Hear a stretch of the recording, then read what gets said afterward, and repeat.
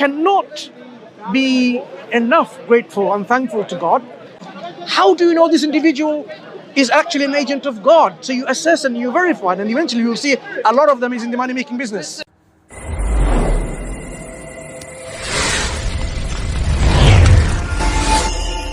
Force of God wanting to experience emotion and contrast. And if you were an ethereal being, if you were a God being, you may have so much knowledge and so much connectedness that you're not grounded. You get to see and know all these things, but you're not feeling it. So I feel that God is within all of us and within all of nature and our surroundings, because we're all constantly expressing different versions of life. Like we're all God, seeing each other, seeing God in each other's eyes. Yeah. So when we observe this universe, do we not conclude that there has to be a necessary existence, which is of course God, and that necessary existence is going to be different from everything in the creation? Because everything in the creation is contingent. They're dependent. They could be otherwise, but the necessary being is going to be necessarily in the way it is going to be. All absolute perfection.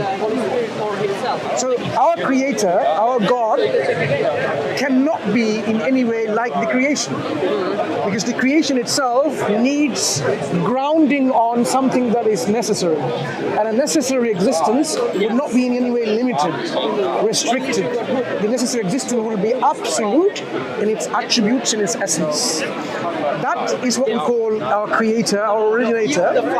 And looking at the universe, you can assert with certainty that this Creator has will and has power, and that's how he's, through his will and volition, has organized or assembled or constructed this universe. So when we're talking about this necessary existence, to say that we are in God or God is in us, it doesn't really make too much sense, does it? Because the Creator will be unlike the creation. A necessary existence will be unlike. Like for example, when I say contingent creation, like I could be otherwise. It's not necessary I was like that. I could have been taller, shorter, fatter. I could have been born in a different color and so on. Yeah? So the way I am is not necessary. So I'm contingent. Everything that you see in this universe is likewise. They're contingent. The sum of all contingent things is contingent. So they must rely and ground on something that is necessary and not contingent. And that necessary existence will not have these limitations of contingent creations. So the idea that Islam provides, that I'll show you from here, and you will see that it would make much sense when the Creator asks us to consider who He is. He tells us, when I say he or she, it's not because God is a male or a female. God is unlike anything of the creation. This is what God says.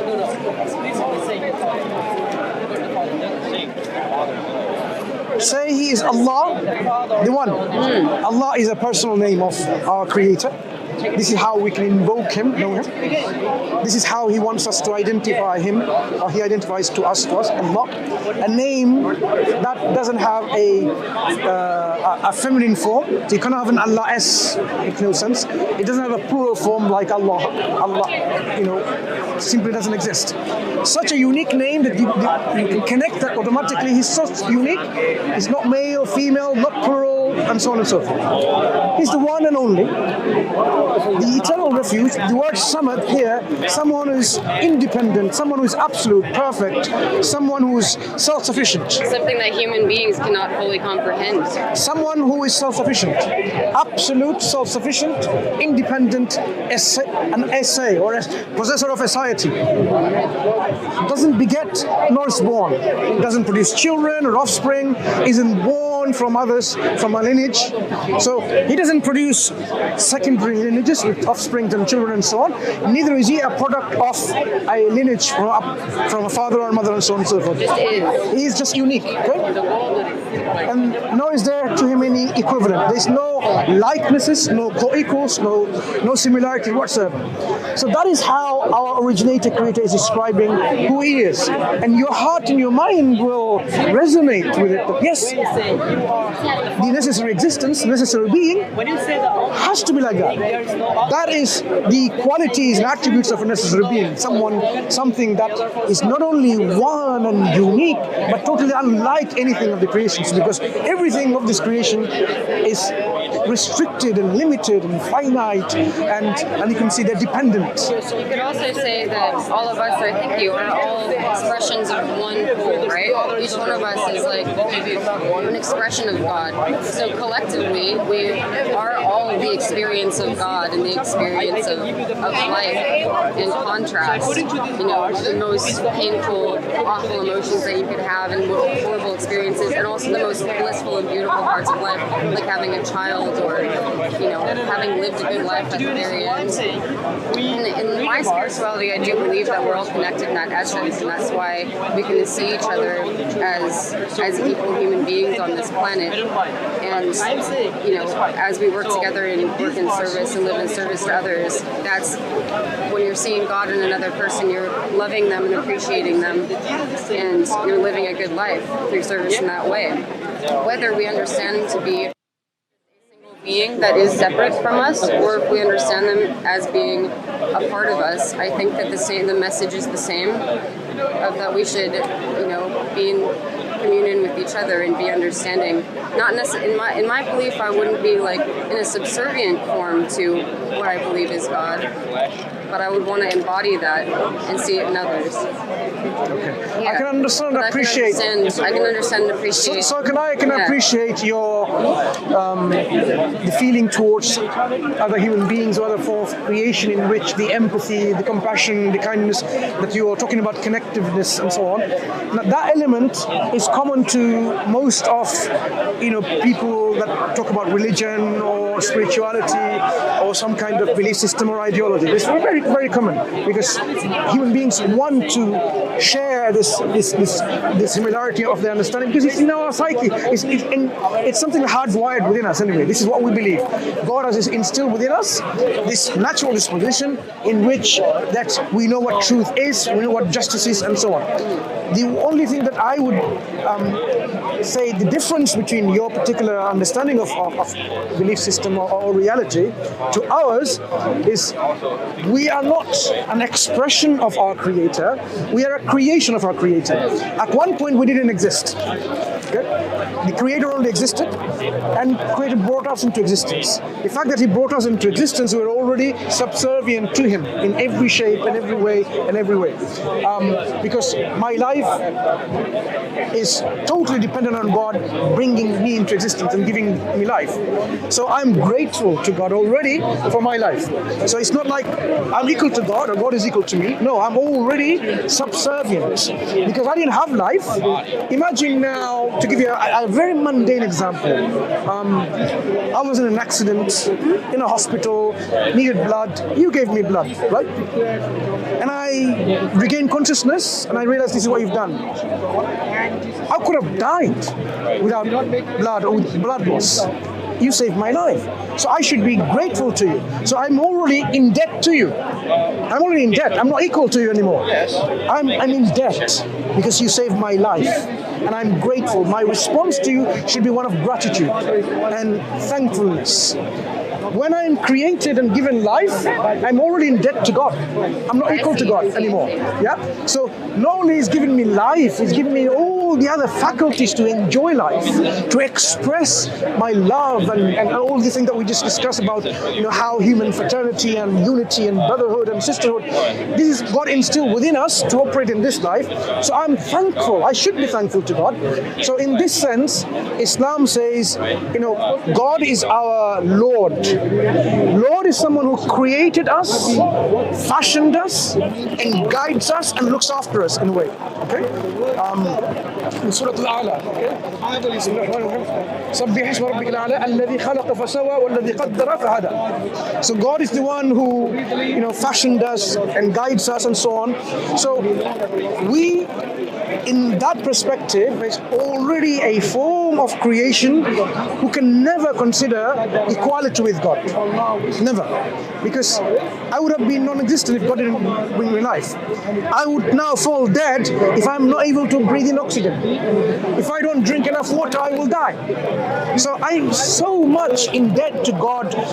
If I were to count the blessings that God has given me, I would not be able to count His blessings. Even my heartbeat, if I were to thank God for every single heartbeat, I would never be able to do so. Because even before I was born, I had heartbeat in the womb of my mother. And I had heartbeats which I had to go back and which I could not to be thankful of. So we cannot be enough grateful and thankful to God for what He's given us. So the idea of, we are all equal in the sight of God, share, celebrate this unity and spirituality is actually not in real sense positioned correctly. Our position should be one of understanding who we are to who God is. You and I will pass away one day. We will die. For sure. Whether you are spiritually highly enough or not, we know our physical bodies will disintegrate and we will die. Our souls may live on, but they would still need, if you believe, to live forever, for example, some kind of physical means or in a spiritual means and so on. We believe our souls that has been created will live even to the next life, but again dependent on God. God is ultimately the one who is in owner of it, controller of it. That's why we say He is the Malik of Yawmiddin, the owner of the Day of Judgment, in which every soul that has been brought into this existence has to account for their deeds and their belief. Whether the things that you expressed, were you good to others or were you not? And there are people who are not. They kill, they rape, they torture, they oppress, they steal. And these people, if they don't mend themselves, if they don't rectify themselves, and they live their life and they die, that's not justice. Nope. So there will be a day of judgment, we believe in Islam, in which everyone will account for their actions and their belief, and based on that, there will be a place of paradise or hell. Hell, place of torment and suffering, which they made themselves deserve it by disobeying God's commands and His prohibitions. God doesn't prohibit things which are good. God doesn't ask us to do something, command us to do something evil. God commands all that is good. Prohibits that something's bad for us. So even from a common sense perspective, people should have followed it. Those who don't do that, in the Day of Judgment, they would then deserve the justice and be accountable for their wrong things that they have done, not following what God commanded. But those who do the good actions, be charitable, be nice, be just, be truthful, be compassionate, be merciful, don't cheat, don't lie, don't kill, don't murder, don't rape. All of these things that God's commanded and you keep them, avoid the bad, God has given us glad tidings of paradise in which is joy, peace, contentment, tranquility, happiness. This is what we are aiming for. We are aiming for, in this life, happiness and well-being. But the highest form of our aim should be not only happiness in this life. We say, رَبَّنَا آتِنَا فِي الدُّنْيَا حَسَنَةً وَفِي الْآخِرَةِ حَسَنَةً. Oh God, our Lord, give us the good in this life as well as the hereafter.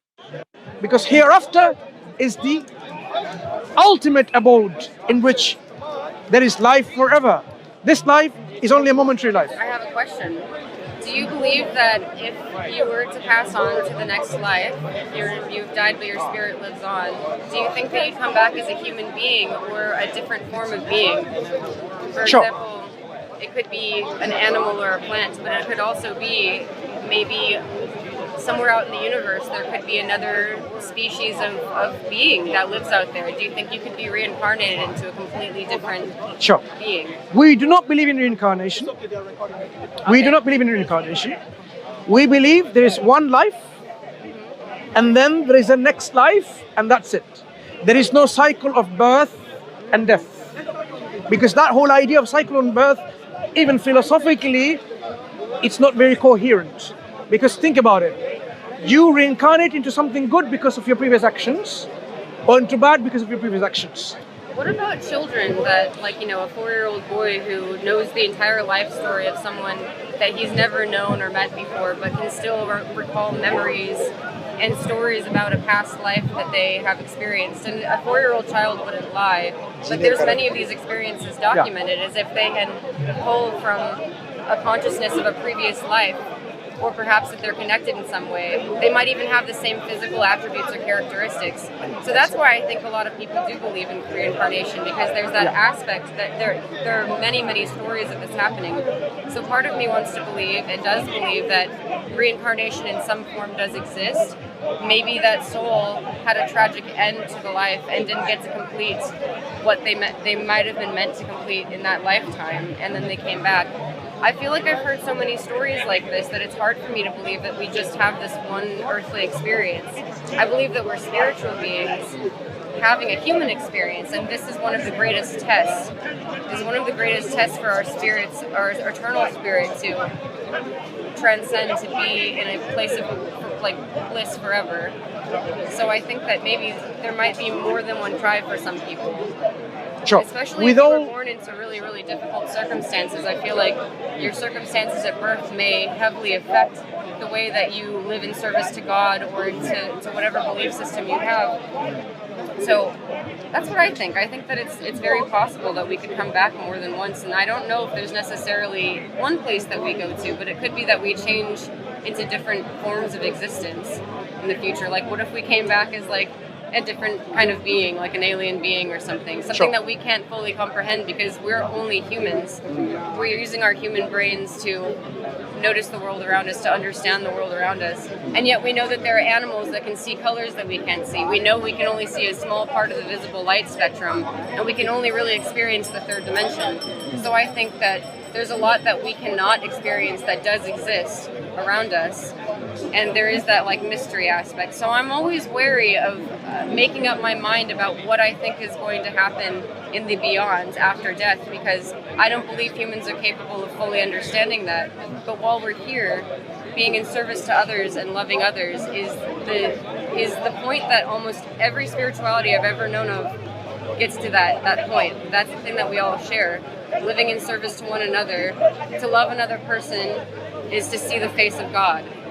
It is to serve another person and to live a good life, to love those that are around you. And I've had trouble with the idea. I appreciate that you explained the idea of like servitude. If I was given life, then that's something that you're endlessly grateful for, that you'll never be able to really be fully thankful for. But I think that you could be simply by living a good life and appreciating everything around you as it's valid and worthy of love and attention and respect. Whether it be a tree or a park where you don't want to throw your plastic trash on the ground because the earth is something that was a gift. It wasn't something that was, if we were created and put here on this earth, the earth is something we should be preserving and loving as much as another person. And that's where I think it's more of a holistic thing. I don't find myself in prayer to a single being, but I do find myself in presence and calm and relationship to the things that are around me, the things and the people that are around me. And I think we get to the same conclusion, although it's two different ways of appreciating life. I feel like this isn't the first time that I've been here. I don't think that this is the first life I've ever had. Okay. Yeah. So if I may, I mean, I appreciate what you're saying. Just to say, I mean, in fact, a lot of things you said towards the end, you'll be surprised. These are the Islamic core values. Core values in which looking after the environment is so essential. Like, one of the signs of faith is actually removing a thorn from the path so that it's free for other people being hurt. For them to be safe, to look out for others. Yeah, one of the branches of faith, this is what it is. Looking after the animals and the plants. I mean, we cannot, even in warfare, sometimes when it's a necessity, right? We cannot go, for example, in fighting a war because of all this necessity, and then you destroy their crops, and totally forbidden. So Islam, I'm giving you an example, even to like something like you might say in a warfare, you destroy everything of your enemy. He said, no, absolutely not. You don't destroy the cattle, the farms, nothing. They had nothing to do with your, the differences that you're having war with. So Islam asks you to treat holistically, the word you use, everything in the creation. In fact, let me give you two examples. There was a prostitute who was, of course, selling her body for a living, which, in God's ways, not acceptable to live your life accordingly. God has given you a life, not to sell your body, okay? At one point, she saw a thirsty dog, almost dying of thirst. She went to a well and quenched the thirst of the dog. Our Prophet ﷺ said, because of that, God has forgiven her and she'll go to paradise. Just showing how, by showing kindness and mercy to animals. So Islam is not such that it's a belief system in which you just look at a human being's welfare. No, you look after the environment. In fact, we are told not to even pollute the air and the water and the land and so on, because it's a huge burden that we're placing. So all of the things that you talk about, how to look after the whole world around you, is a part and parcel of Islamic teaching. Core teaching, right, good. So you can connect to that already. The thing about a 4-year-old boy knowing a lot of things, recollecting and so on, with all due respect, right? Of course, I disagree with this idea that we have established way where we have verified some people recounting the past lives and so on and so forth. We hear lots of stories.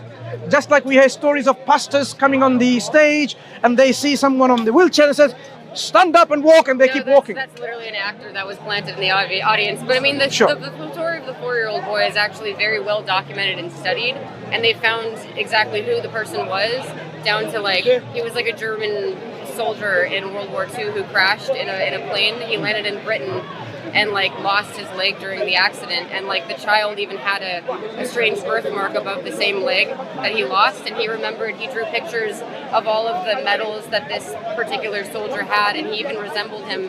And they found it's impossible for him to have known this? And it's impossible for him Why is it impossible for him to know? Because he was a 4-year-old child raised mostly at home with his mother and father who weren't German. No. Why is it impossible for this connection to have known that information and to fed that information? To give you an example, well, I don't think it's impossible. I think that these things that seem impossible are the things that keep me open-minded to not fully believing in one system or another. I think there's a what I'm saying is, many of the things we know, just like example of the stage on a wheelchair of a Christian pastor, for example, to a Christian mindset, that's a miracle. They don't see past that. They would not be able to see easily past that. They will say, no, it's a miracle. So there's some kind of, it's not cognitive dissonance, it's something opposite, in which they cannot see that actually this could have been manipulated and tricked because of their particular worldview in which they're engulfed in. So that leads them to accept that quite easily. Likewise, someone who is spiritual and has an understanding of reincarnation to be a possibility and so on, it will be easy for them to say, yeah, a 4-year-old can know that. But for a critical-minded individual will say, okay, is it impossible for them? No. Is it impossible for them to have known by connection from others feeding that information? Because nowadays, for example, we can get a 4-year-old, 5-year-old, 6-year-old giving lectures about human relation between man and woman, how to have conduct sexual relation and so on, because they can be all taught that. They can memorize it on taught. They can be taught in terms of how to say this and so on, whether it's the parents, by themselves and so on. So you cannot simply take that to be because it's all well documented and so on. If that was the case, reincarnation is possible as a belief system, it shouldn't be just one individual.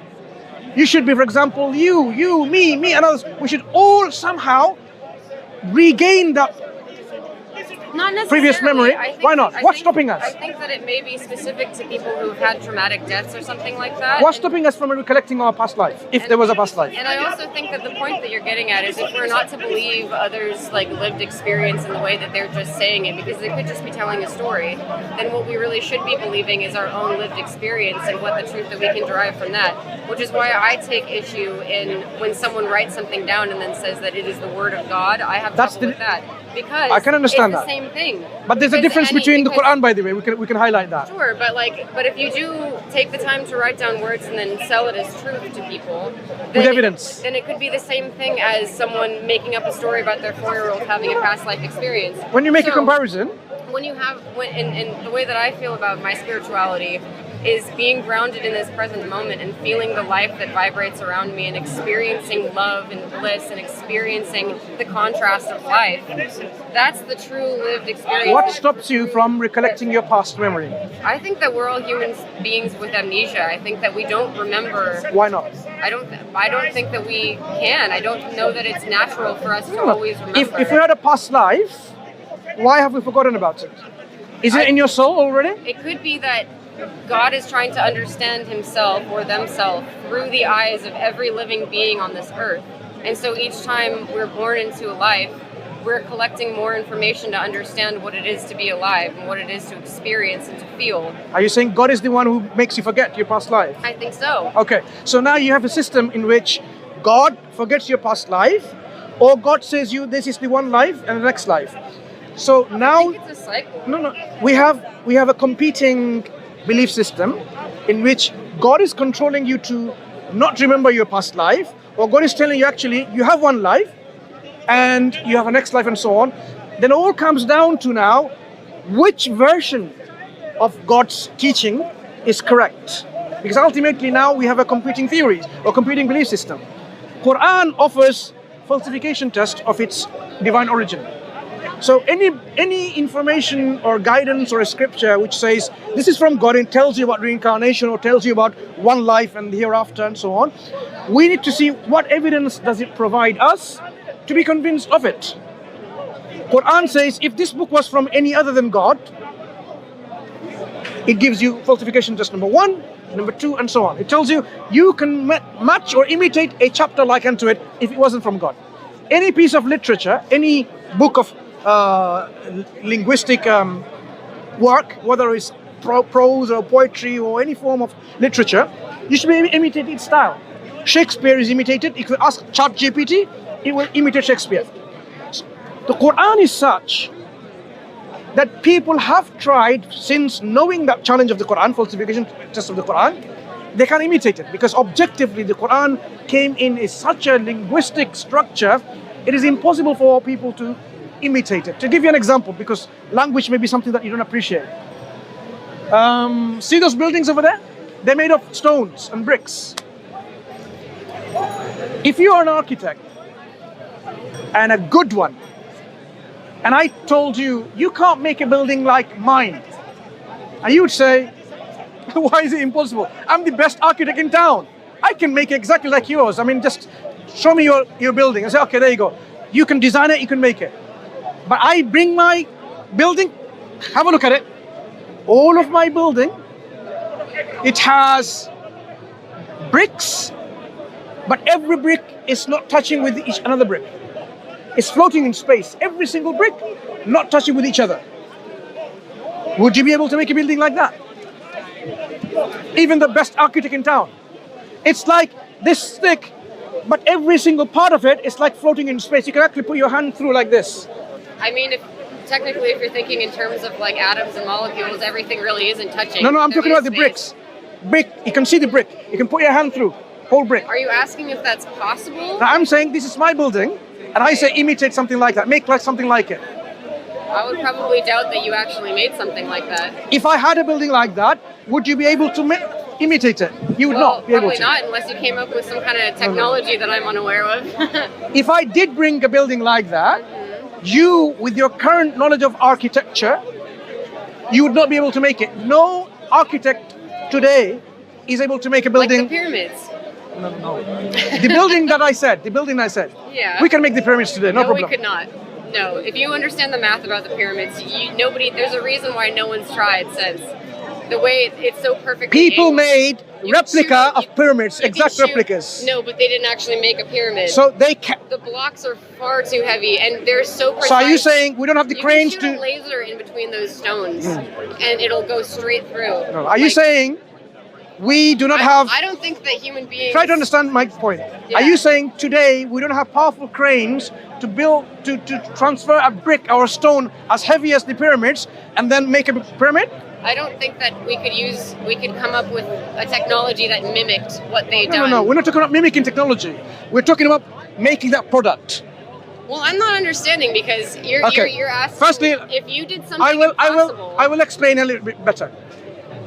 Pyramid example is, I'm not asking you with the same technology they had. I'm saying, can you make a product like the pyramid? I say yes, we can. Possible, easy. Can you make a chapter like the Quran?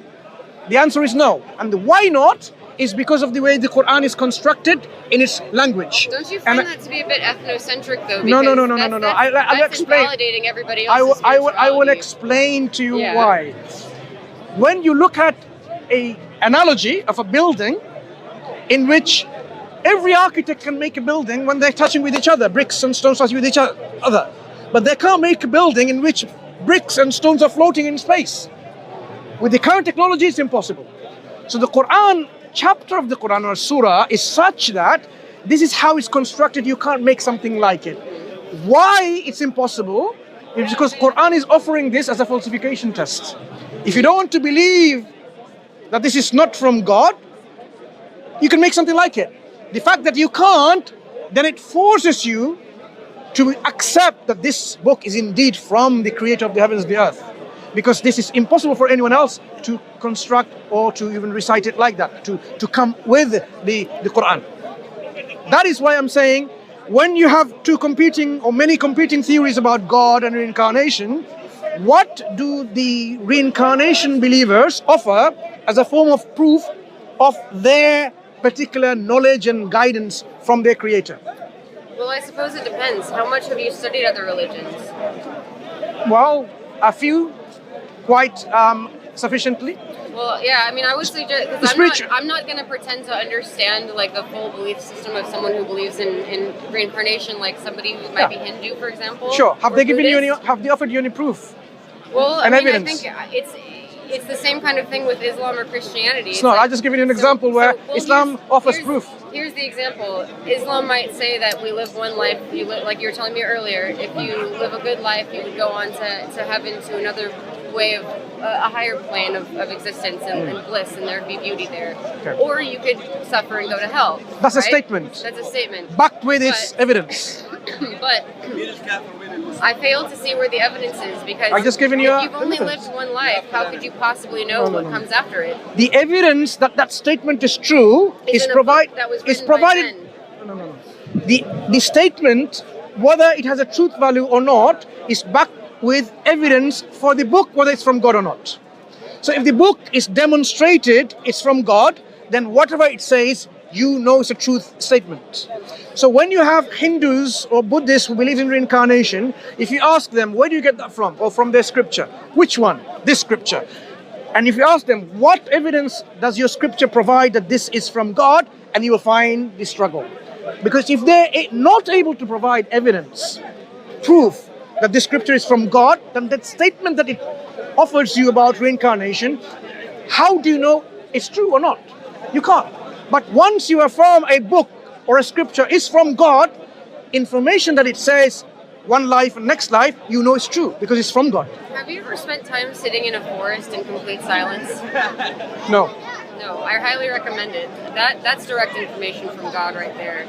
I think sitting in the what is going to prove? What it proves, you sitting alone, surrounded by nature, is the most natural and real experience you could ever possibly have. This experience will prove what? The reincarnation is true? It's an experience of life and of connection. Well, that's not what we're discussing. We understand there's a lot of experiences people can experience in different ways. When we are in our prayer, in our salah, 5 times a day, what we experience is is what you consider in your meditation, in your forest and so on and so forth. When we pray, we say Allahu Akbar, we leave everything aside. God is the greatest. So you leave your friends, your family, your job, your studies, your commitments. You leave everything behind and you totally immerse yourself in communication with your creator, your Lord who created you. That would be sitting in a forest in complete silence without the mind we do chatter. that. We do that. Being the observer of your thoughts. No, what we're saying is we do that every day, 5 times a day. Yeah. We don't have to go to a forest for that. We do that. Some people may be distracted, but others can do that because we wake up. Most people are in sleep. For example, now 3 o'clock in the morning. Most people are asleep. You wake up for the first prayer of the day, Fajr. You can immerse yourself in this kind of total connectivity with your Lord or your Creator. So the point I'm saying is, you can bring all of these experiences in and so on. Ultimately, we need to know what is the source of all this truth that we are seeking. Information for about reincarnation, about belief in Islam and so on, they need to be grounded on something that can give us conviction that this is indeed true, what it says. We know many books, for example, a Christian knows the Book of Mormon is a forgery. A Christian knows, because they know that later on someone forged it in the style of King James Version.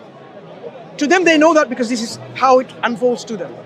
So what we are asking is, every scripture and every guidance that you have, assess it for its own merit and see. Quran offers, I give you one falsification test. It gives you more. If you people give you proponents of spirituality and transcendence and reincarnation, ask them. If it's written in the Rig Veda, Rig Veda, Sam Veda, Yajur Veda, Atharva Veda, or it's in Puranas, in the Gitas, in the Tripitaka of the text of the Buddhists, what evidence does this books provide to you to have the certainty and tranquility in your heart that it is from God? Otherwise, anyone can say anything. Oh, you know what? This is the book by this particular person, and he's connected with God. Believe in it. People can believe in anything and everything, but that is where misleading can happen. People can be misled to believe in things which is not true by not critically examining and assessing and verifying what the truth is. So the Quran really frees people from slavery to this kind of being following a particular tradition and saying that tradition can be false. Pagan tradition of British Isles cannot be false. My forefathers practiced it, it must be true. Well, the pagan traditions of Hinduism is different. Does that mean that's true or not? Islam says none of that. You don't just, because they may be wrong. So we don't follow traditions only, because that's not arbitrary of truth. What about saying, we have certain gurus coming up and saying that. And how do I know that? Because, there must be pious people, so they must be true, like in Hinduism and so on. How do you know this individual is actually an agent of God? So you assess and you verify, and eventually you'll see a lot of them is in the money-making business. So where is it that you find that you can prove that the Quran is true? I gave you one example. A falsification just to prove it false is not from God. The fact that the Quran cannot be imitated in a small chapter with 3 lines only is a living testimony and evidence that this is authored or originated from God. When I meditate, I don't feel that the experience can be explained using words or human ideas. It's very difficult to explain. Everyone has different experiences. It doesn't mean that what you have is true. Because I can have an experience that actually I'm a dragon trapped in a human body. I can have that experience. It doesn't mean that's the reality. It doesn't mean it's the reality. It's my particular experience and feelings that has molded my belief system to think that way.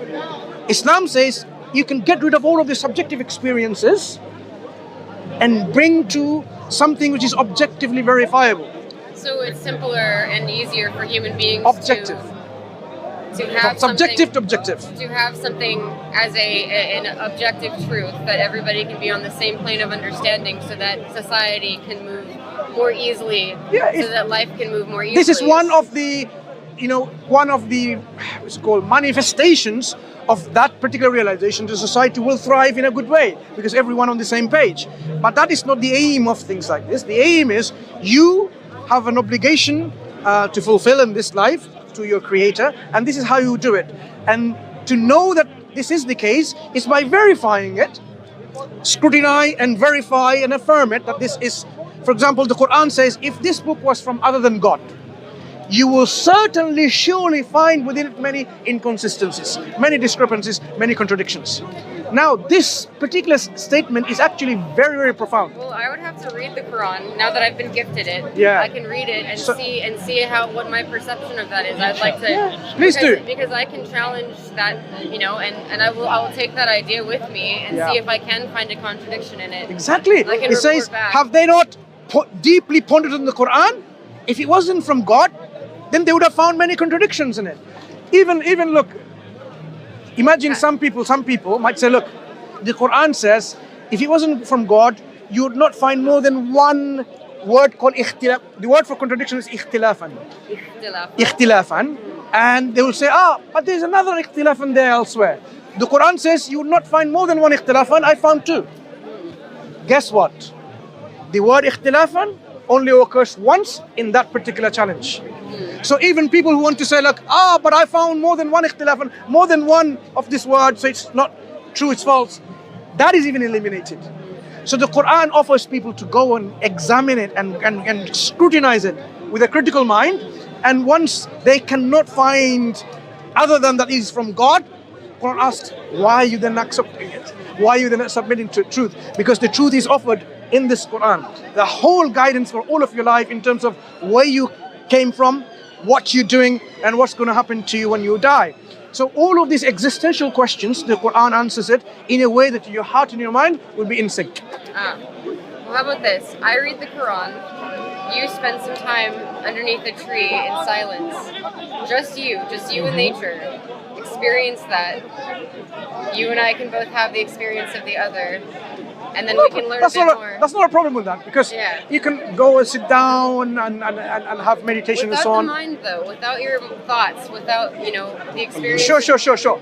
This is what we're doing, that not underneath a tree. I'm saying why underneath the tree? We might find that the same answers and the same experience of God will be found in both of these different. But ways of fundamentally, I am saying we need to step away from personal experiences and go to something objective. Because this gentleman can have a personal experience of something different than you and different than me, and he says, this is the truth, so accept what I say. Give me your money, give me your wallet, give me your car keys, give me your home, whatever. Yeah, because but that's clearly a deceitful way. How do you know? He might say, look, God has granted him the truth. I think if you've got a good head on your shoulders, No, you wouldn't no, just no, be no, led to do something like why that. Why not? He said, look, this is how you can be humble. This is how you will be selfless. This is how you can be united with others by giving away everything. So God asked me to give to me first. People are conned by that, of course. But if he said that, sometimes you might have hard time to disagree. So these kind of experiences, subjective experiences, cannot be the arbitration of truth.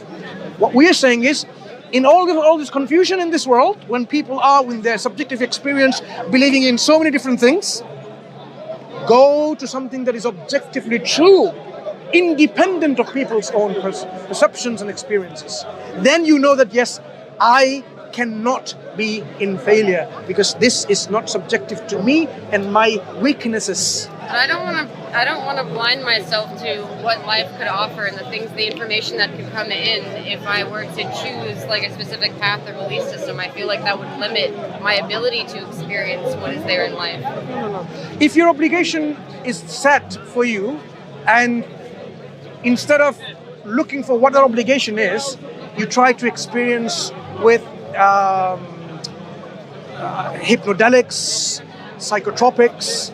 We're talking about neurological drugs and so on and so forth, because people do that. Spiritual people, they go for hashish, ganja, and all that, because that opens up another reality, another dimensions apparently.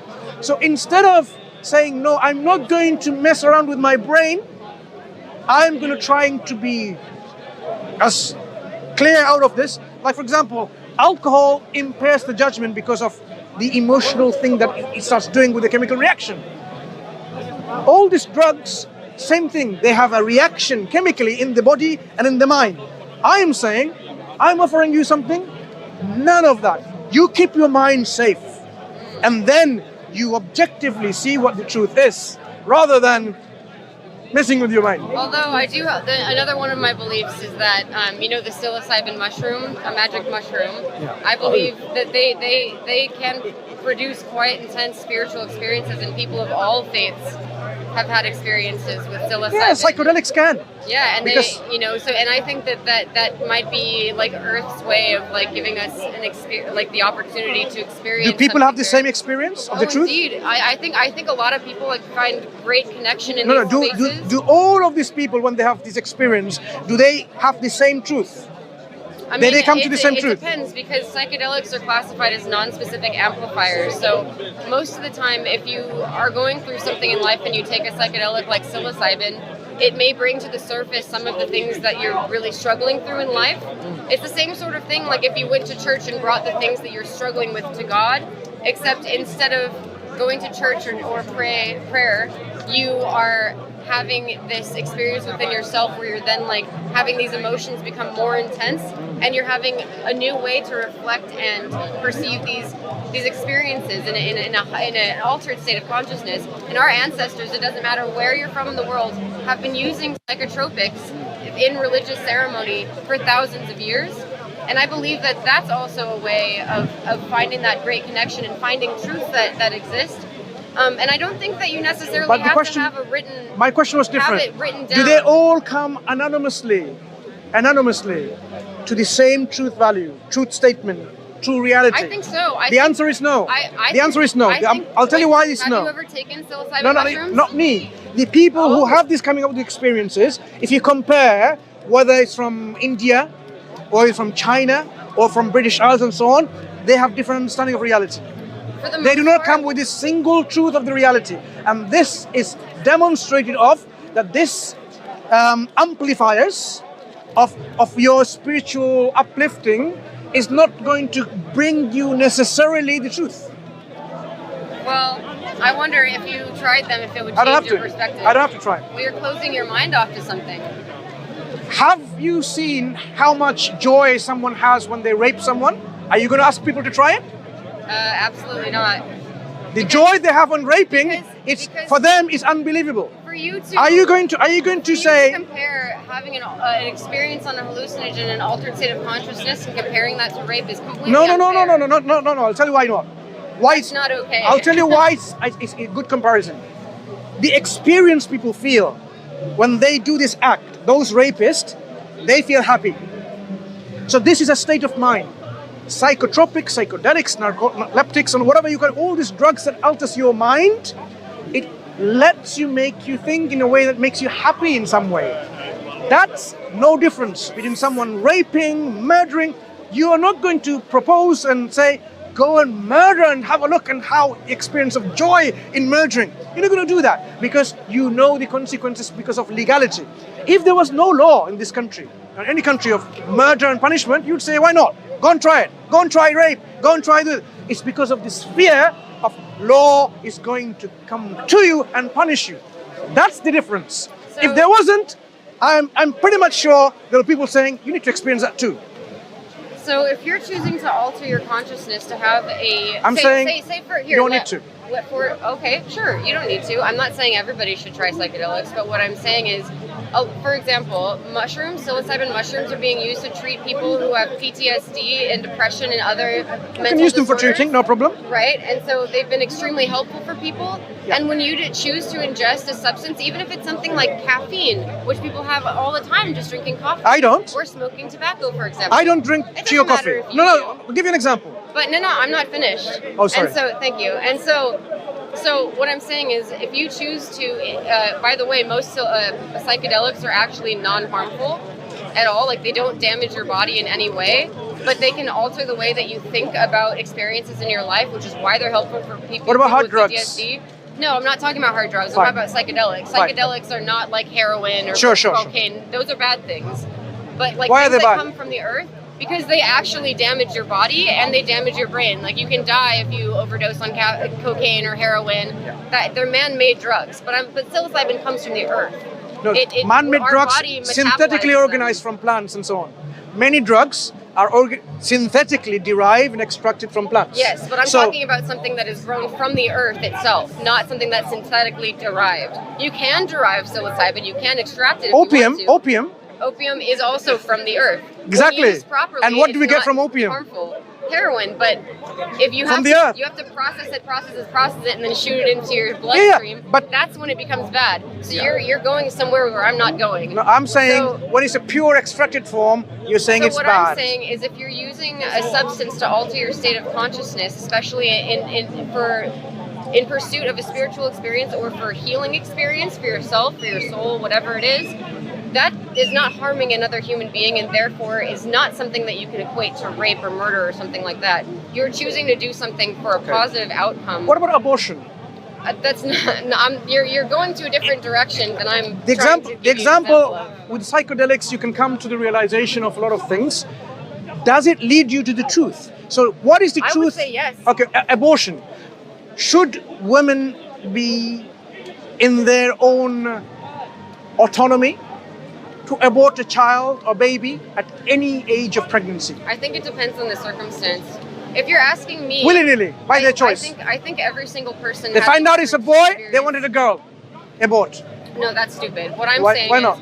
is, if somebody raped me and I became pregnant with their child, I would want to abort the child. That's different. That's different. That's what I'm saying. You're asking my opinion. But I'm talking about something. Can psychedelics, drugs that alter his state of mind, your consciousness, can it lead to the truth of abortion? For example, abortion when someone is in the 5th month of pregnancy and suddenly decided, nah, I don't want it.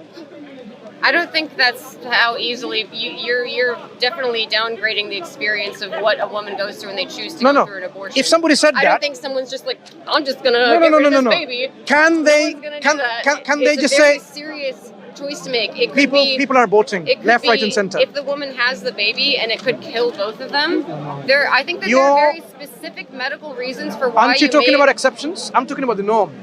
The exceptions are the medical emergency. The norm is that people just walk around with 5 pregnancies. Fine. And then do you know how many fetuses or unborn humans are aborted every day? No. Perhaps it's worth. I don't know if you could even quantify that. Actually, no. Perhaps it's anything that's documented. That's documented where? Because in the Western world, I'm sure it's like, in like a Western doctor, say like in the UK, like here. Documented in. I'm sure that if that happened in a hospital setting, like whether it was, something that was assisted by a doctor or through a pill or something like that, that would be documented. But you can't necessarily have a true number of that because of all of the different I'm not asking for true number. The true number is always greater. I'm saying even though it's underreported, the number of abortions that's taking place is mind-blowing. Yeah. Right? So it's not that there are some exceptions where women, because of the medical need, because their life is in danger and that's why they're aborting. These are exceptions. No one would disagree with that. Right? I am saying there are other people. They're by their own choice, their partner's choice, whatever, they're aborting.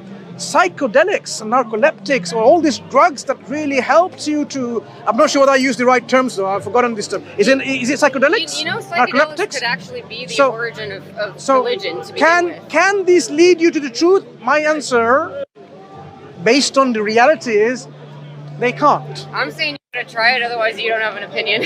I'm saying those people who tried, they cannot say this is the truth of abortion or not. Because among them, they will say, yes, why not? Her body has her own choice. There are people who are spiritualists and they can disagree with you. Abortion, my body, my choice. I can abort whenever I want and however I want. There are people like that. So it doesn't matter how much of this mind-blowing, mind-altering drugs you get, it is not going to give you the truth. That is why I'm saying, what's your name? Elizabeth, I'm Mansoor. Nice meeting you. Nice to meet you. I am saying our Creator is so generous and merciful and kind and just.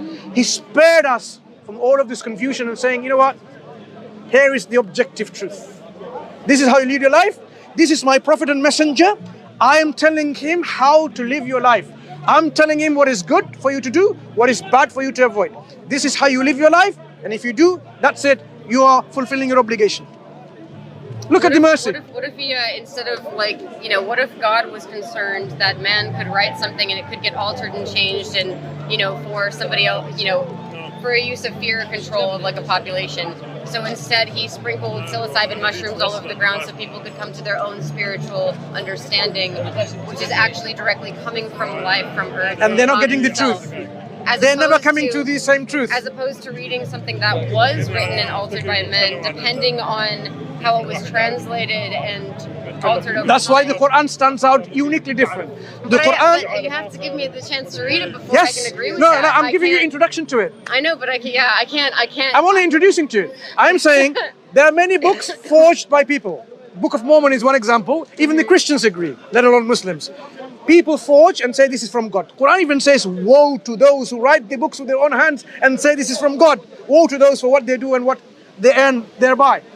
So Quran reprimands people by forging books in the name of God. And the Quran is saying, this book that He's given, He will say, we have revealed it and we will protect it.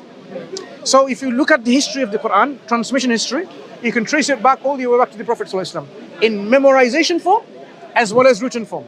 That's why a Muslim today, they have the confidence that the Quran they read, sentence by sentence, word by word, letter by letter, even sound by sound, is been preserved in the transmission. And From so we can be sure that this is the text that we have transmitted to us from the Prophet. Then next thing is, okay, now I know that this is what he received, what he claimed to receive from God. Let me go and look into it. And you go and look into it and you see the truth unfolding over and over and again by hitting you. For example, the Quran says, أَوَلَمْ يَرَ الَّذِينَ كَفَرُوا أَنَّ السَّمَاوَاتِ وَالْأَرْضِ كَانَتَا رَتْقًا فَفَتَقْنَاهُمَا وَجَعَلْنَا مِنَ الْمَاءِ كُلَّ شَيْءٍ حَيٍّ أَفَلَا يُؤْمِنُونَ. Do not the unbelievers see that the heavens and the earth was joined together as one piece, and God parted it asunder, and He brought every living thing from water? Would they then not believe?